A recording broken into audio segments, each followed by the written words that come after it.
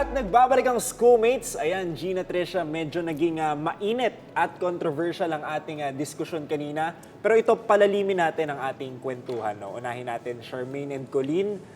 What were the conflicts and struggles you were confronted with? Especially na bagong layag ang SK Reform Act. So with regards to sa struggles or challenges, number one na rin siguro dahil bagong SK ang tawag, di ba? Bagong muka or bagong SK. Ang dami talagang bago dun sa Reform Act. Meaning, hindi lahat ng mga nagawa before ng SK ay yun din yung pinapractice namin. Starting from the paperwork, from the reports, ang dami talaga namin ginawa. So isa yun sa mga naging struggles namin. Pangalawa, pandemic. Hindi namin na-maximize or na-maximize naman namin at some point, pero hindi namin nabigay lahat sa mga kabataan dahil nga sa mga limitations na binigay ng pandemic. And yung isa pa namin na naging struggle na pangatlo is yung age. Honestly, yung age kasi is 18 to 24, di ba? Pwede kang mag-start as SK chair at 24 years old and 0 day or pwedeng at 18. So, in my own SK council, meron nang nagsa-start mag-family, meron nang nagsa-start their own career. So, wala ako sa posisyon para i-hinder yung ganong klaseng mga growth nila sa buhay. So, yun yung mga naging struggles namin. Aside from the mga reports talaga, yung lalo na yung financial independence kasi lahat bago. Hindi namin yan ginagawa. So, aside from the anxiousness, kahit alam mong transparent ka, marami pa rin talagang dapat i-comply. Aside from COA, DILG 2. So, marami talaga kaming dapat na gawin. Yung level of accountability, iba eh. No? Yes. Pero yung sinabi mo yung sa edad, I also have a personal take on that. Mamaya, i-share ko sa schoolmates natin. Ikaw naman, Colleen. Una, nahirapan kami nung nagkaroon tayo ng financial independence. Sa amin kasi nagkaroon kami ng series of seminars kung paano i-handle ng tama yung pondo ng SK. So, since meron na din akong background, since graduate ako ng accountancy, so meron akong background sa paggawa ng reports, meron akong background kung paano gumawa ng mga cheque, kaya hindi naman siya naging madali, medyo lang, mga 5% na madali. Plus Kasi 5% mahirap easy. pa din ang government accounting. Sobrang hirap ng government accounting. Kaya yun siguro yung una namin naging struggle. Second, siguro yung participation mismo din ng SK Council. Tama din naman na kasi ito yung edad na dapat nagtatrabaho yung mga kabataan. For example ako, full-time SK ako.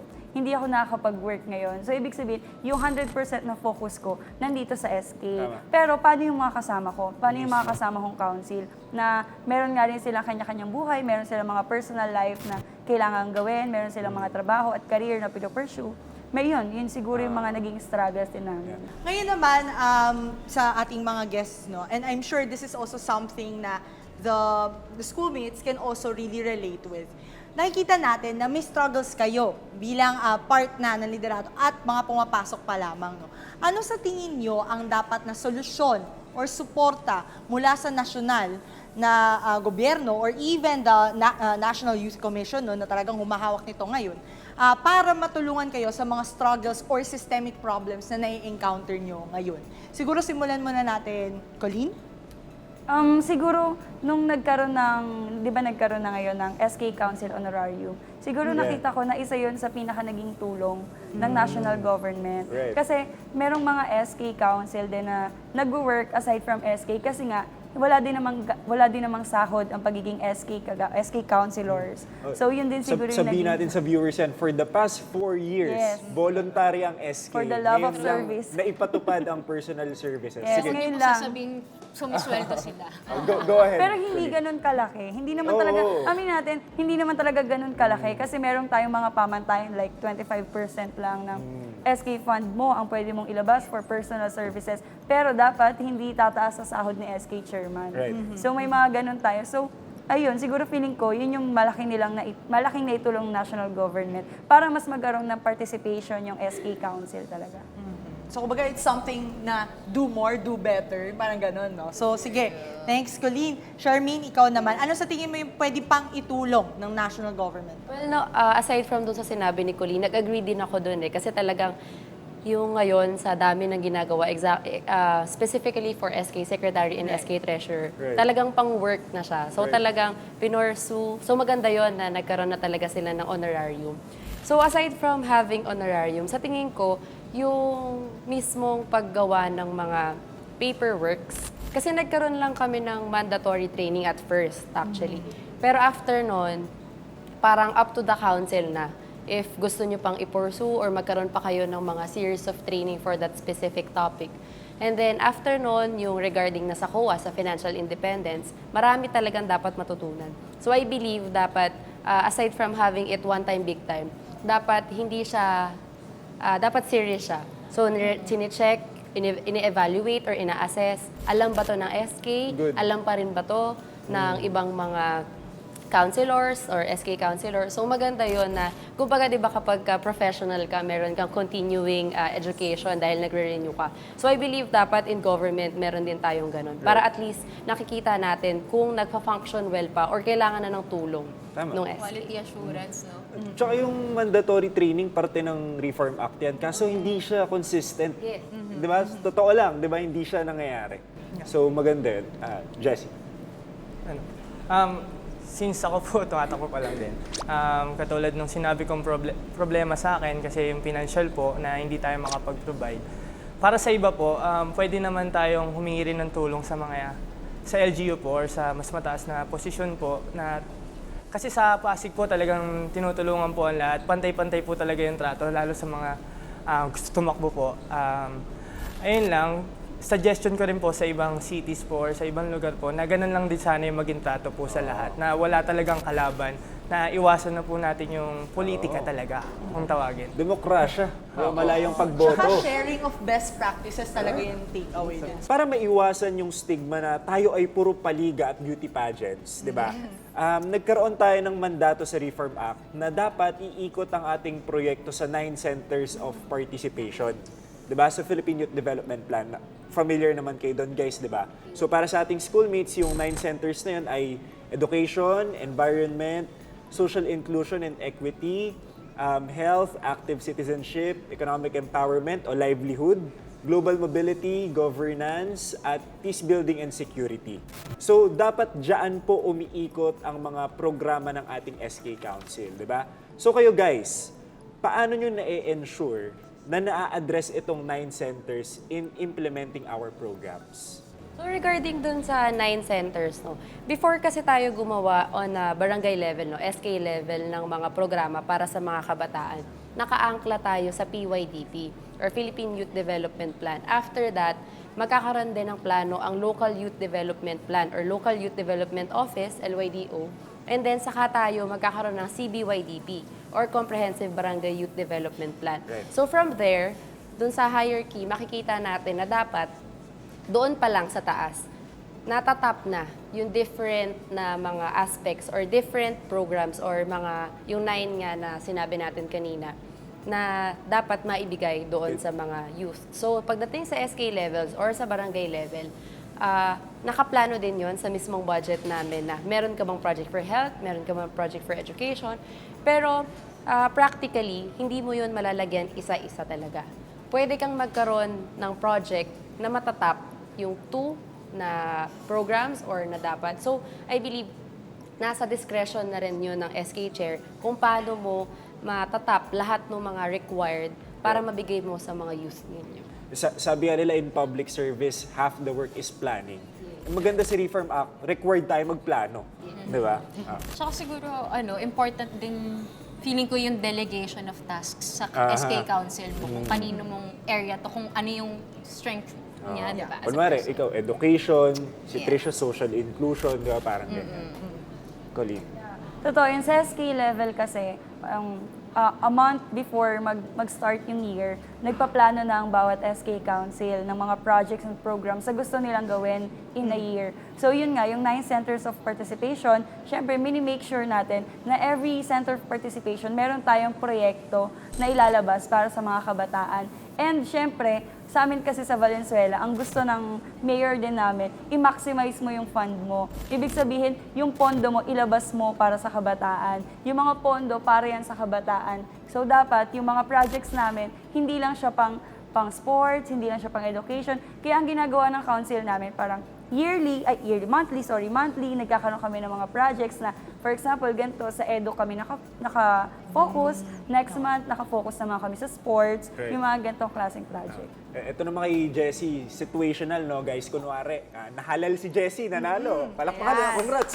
Congrats, congrats. Ayan, our newly Wishing you, elected wishing you SK well. chairperson of Bagong Ilog. O, kunwari, Garnering. ganyan. Points? Oo, di, ganun yun. Di Votes ba o lalabas? votes kasi. Points of improvement. Example, si Jessie, isang opisyal na mataas ang posisyon kaysa sa'yo. Sinabi na, Jessie, ang gusto ko, yung budget mo, ialat mo lang sa liga. Liga buong taon, buwan-buwan. Hindi, syempre hindi po tayo papayag Oo. yan. Syempre, katulad nga po, meron ng independence yung SK po. So, meron na tayong sariling desisyon. So, gawin po natin ang tama at naaayon po sa lugar natin kung ano talaga yung mga pangangailangan ng barangay or ng mga kabataan sa amin. So, Yan. yan po. Good, Jessie. Actually, aspiring SKs, mga SKs natin, hindi kayo pwedeng madiktahan. Meron kayong autonomy, nasa SK Reform Act yan, ipaglaban nyo yan dahil yan ay may legal basis. Right. Ayan, so syempre, no, ngayon naglalabas tayo ng ano yung feels natin at ano yung mga nais natin gawin kung tayo mahahalal or magfa-further pa ng ating career sa politika, no, or being a leader. Siguro bago tayo magtapos, syempre, candidacy na, filing of your candidacy, makikita nyo na kung sino ang inyong mga kasama at mga kalaban sa mga posisyon. Maraming kabataan ang gustong magkaroon ng SK debate. Diba? Iba-ibang platforms Ay, yan. oo. Meeting de Avance, kung saan man yan. Bardagulan daw. Ang gusto, SK Bardagulan nga daw yung sinasabi nila. With this ba, tingin ba natin ang mga SK leaders ay handa para dito? And would this kind of platform, like an SK debate, really boost the confidence ng mga kabataan ng both your constituents at ng mga liderato na mabahagi yung kanilang nais na gawin or proyekto or vision para sa kanilang barangay? Anong masasabi nyo? Are you for an SK debate or not? For me, okay din yung having a debate, SK debate, kasi doon natin makikita kung ano talaga yung intention ng ating mga aspirants or mga youth leaders. Pero yung isang dapat i-consider with that is kung sino yung gagawa ng SK debate. Kasi maraming gumagawa ng SK debate for their own sake. So kung merong SK debate na non-partisan, walang bias, go for it. Pero kung gagamitin yung SK debate na yon para ipakita or meron lang ipakilala na isang tao, sa tingin ko hindi siya tama. Credibility pa rin, no, ng platform. Yeah. Yes, Colleen? Yes, para sa akin, okay ang SK debate din. Kasi nakikita natin sa social media, marami talagang kabataan na naghahanap ng mga ganong klaseng debate. Kasi nga sa presidential, merong mga debate eh. What if sa SK pa kaya na tayong mga kabataan, mas malawak yung isip natin pagdating sa mga ganyang klaseng platforms. Pero hindi siya dapat maging factor kung iboboto mo ba yung isang kabata o isang SK aspirant. Kasi nga tulad ng sinabi ni Trish, meron nga talagang mga organizations na gumagawa lang ng ganitong klaseng debate for their own sake. So dapat nga non-government organization or mas maganda outside your barangay sana. Kasi Pwede. merong iba na ibibigay na agad yung questions sa grupo na to para mas mukhang sila yung magaling, sila yung matalino, sila yung may proyekto at programa para sa barangay nila. Pero maganda rin naman talaga ang debate kasi doon nila nasasabi at nahayag yung mga proyekto at programa na gusto nila para sa mga kabataan. Right. Medyo on the spot din, di makikita mo kung praktisado ba o hindi, totoo ba yung sinasabi nila. Jessie, ikaw, gusto mo ba magka-SK Ay, debate? ikaw na lang. Sa akin naman po, okay lang naman din po. Pero personally po, hindi po talaga okay kasi katulad po ng iba-iba tayo ng utak. Meron talaga kasing panig dito sa isang bagay na to, meron ditong panig dito. So, kung gusto natin mamuno, syempre, ang gusto natin pagkakaisa po. So, paano natin makakamit yun kung magbubuklod sila pagdating po doon sa debate? Kasi katulad nga po niyan sa social media, sobrang init na po. Nakita naman natin last year pa lang po, nung botohan pa lang po about doon sa presidential po, napakainit na talaga.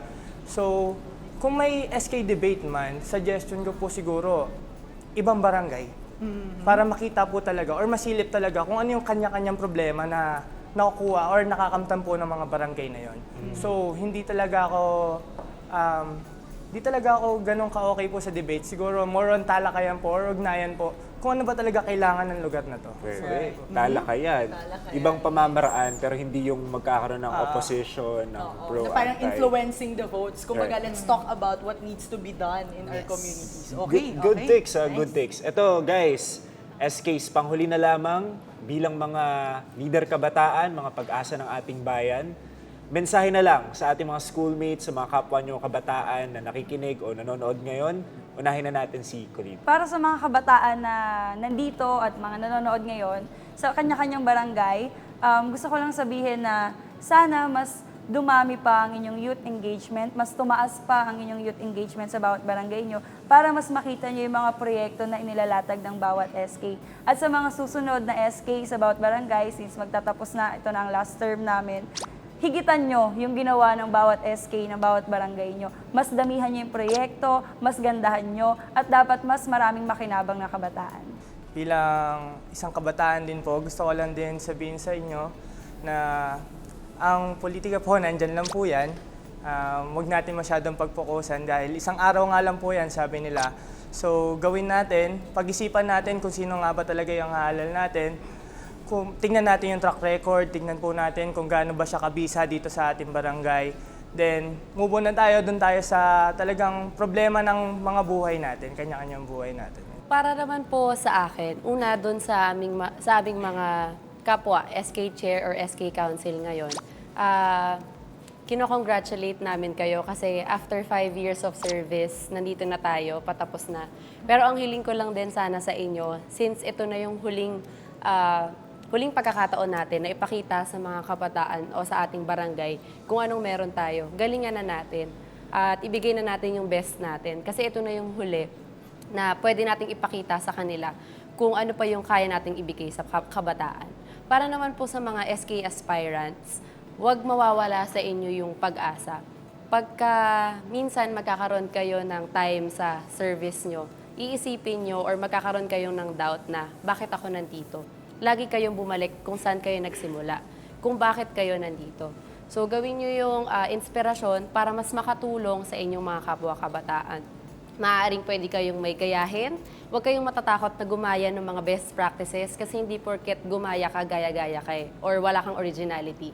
Kapag may ginaya ka, ibig sabihin, ina-appreciate mo kung gaano kaganda yung naibigay ng programang yun sa ibang mga kabataan. So aside ng pagkuha ng mga best practices, maaari rin kayong gumawa ng mga bago na tingin nyo mas makaka-cater kasi iba na rin yung panahon namin, iba rin yung panahon nyo. So I believe meron kayong mas maganda pang magagawa.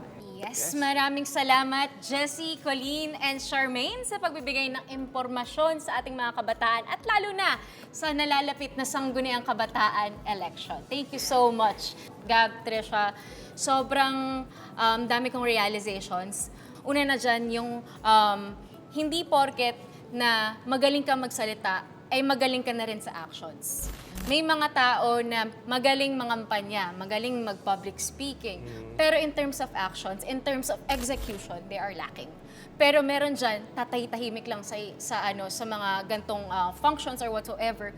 Pero kapag on the spot na, eto na, galawan na, kayang-kaya niya na. Isa din dyan na lagi ko naririnig, bakit kailangan mo tumakbo kung gusto mo lang naman tumulong? Very important ang pagkakaroon ng posisyon in helping other people, in tapping other people, kasi meron kang platform to execute your plans. Regardless of colors, regardless of slate, whether you came from independent party or nakatiket ka man kay kapitan or bagong kapitan, always remember na at the end of the day, dapat makilala kayo as a whole.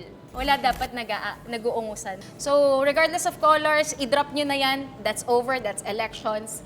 Focus on serving the people, especially the youth. Schoolmates, napaka-importante ng BSKE, Barangay SK Elections. Ako, I strongly believe that genuine change is possible in the Philippines if it will emerge from bottom to top.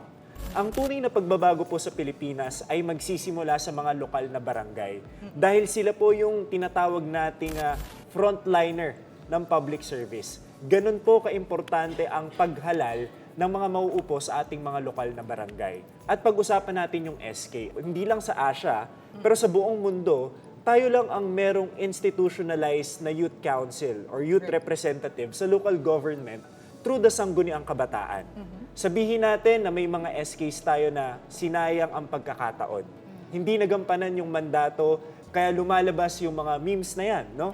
Sila ay accountable sa publiko, sa mga taong bumoto sa kanila, pero wag natin isang tabi schoolmates na marami ring SK, kagaya ni Charmaine, ni Colleen, na pinakita yung totoong kakayahan ng kabataang mamuno. At sa mga aspiring SKs naman, kagaya ni Jessie, be hungry. Okay? Matuto kayo sa mga achievements, sa mga pagkakamali ng mga nakaraang SK. Kagaya na napag-usapan natin, alamin nyo kung ano yung pangangailangan ng nasasakupan nyo. Mabuhay kayo kasama sila, magsalita kayo gamit ang lengguwahe nila. At panghuli, no, gusto ko lang i-address sa mga nagsasabi na walang kwenta ang SK, yan ay breeding ground for corruption, dapat nang i-abolish yan. Ang tanong ko sa inyo, kung mawawala ba ang SK, mawawala ang korupsyon sa lokal na barangay? Kung mawawala ba ang SK, magiging tapat, malinis at maayos ang pamamahala sa mga lokal na barangay? Kung mawawala ba ang SK, mawawala ba ang korupsyon sa ating bansa? Ang sagot, hindi. Hindi po problema ang SK. Para sa akin, ang problema ay sistema. Ang problema, wag na nating itago pa, ang implementasyon ng ating mga batas. Magagandang batas na hindi nai-implementa ng maayos, kagaya na lang ng SK Reform Act, di ba? Nabanggit natin kanina, una, yung edad ng mga tumatakbo, 18 to 24, yan po ay edad ng mga kakagraduate lang sa kolehiyo. Malamang ang tatahakin yan ay trabaho. Imagine for the past 4 years, walang sahod ng SKs, pero pwede kang makulong. Napakataas ng accountability. So siguro yung right compensation dapat ibigay natin sa kanila. Not because you are for the money, you are being tokenistic, pero kailangan yun sa practical na pamumuhay sa realidad ng buhay. Pangalawa, yung financial transactions ng SK, yung manual natin last year lang, 2 years ago lang na ibigay. Pero we've been serving for 5 years. 5 years na pong nai-implementa ang SK Reform Act. So para sa akin, ayusin natin ang sistema para merong maayos na pagkakataon at platform ang ating mga kabataan para mamuno ng maayos sa ating bansa. At ang challenge sa ating schoolmates, sa lahat ng nanonood, ang pagbabago magsisimula sa barangay. If you think you are competent, capable, you're efficient and effective, run for public office. Kailangan ka ng barangay, sa kabataan magsisimula ang pagbabago. Siguro yung boses ko right now would be more on the part of the constituents. Kasi narinig natin yung mga boses ng mga liderato. Ngayon, tayo, tandaan natin na ang panawagan sa mga SK, kayo ang boses ng kabataan. So, ang call to action should be, ano nga ba ang mga desisyon at solusyon na ilalabas natin? Ito ay refleksyon kung gaano tayo kahanda at kamulat sa ano ang pangangailangan ng bawat kabataan. Siguro, ibalik lang din natin dun sa responsibility din ng national government. It does not limit to just leadership trainings, summits, or informal trainings. It should be a forum wherein we can talk about efficiencies and efficacies, di ba? Yun sa mga ginagawa ba natin, nahuhubog ba natin na maging competent na leader ang bawat SK? Kasi sila ang hinuhubog natin na maging next na leaders ng bansa. And the reason why there are a lot of people who do not want to step into politics or leadership, even if they are competent enough, is they do not feel that they are supported. The environment that they are in is not supported enough to hone great leaders. So, malaki ang gampanin ng national na government at lalo na ng mga barangay, di ba? And siguro, yung next natin, ang pagiging leader or SK, kaya nagkakaroon ng stigma is because they think na ang pagiging SK ay pampahaba ng resume. Ito ay isang titulo na ibinibigay para sa nais maging astig, nais magkaroon ng pampabango sa pangalan. Tandaan natin na responsibilidad ito. Kapag tinawag ka na SK chairman ganito, ang responsibilidad mo ay maging boses ng bawat constituent mo. At lastly, shared responsibility po ito. Hindi lang ng mga leaders, pero pati nating mga constituents. Paano magkakaroon ng pagbabago kung tayo mismo, wala tayong pakialam sa ano ang ginagawa ng mga SK natin? Nagtatanong tayo, may SK ba ako? May ginagawa ba ang SK ko? Ang tanong, ano ang ginagawa mo para maparating kung ano ang pangangailangan mo sa mga SK na liderato ng iyong munisipyo o ng iyong city? So dapat yon ang lagi nating iintindihin. So schoolmates, lagi natin sinasabi may pakialam ka. So dapat ngayong eleksyon at matapos ang eleksyon, may pakialam ka. And with that, sa bawat usapin, sa bawat issue, may boses tayong mga kabataan. Kaya naman sumali, makinig at makiisa dahil opinion nyo'y mahalaga. Kaya naman sabay-sabay nating isigaw sa buong mundo. Schoolmates, may pakialam ka! Isigaw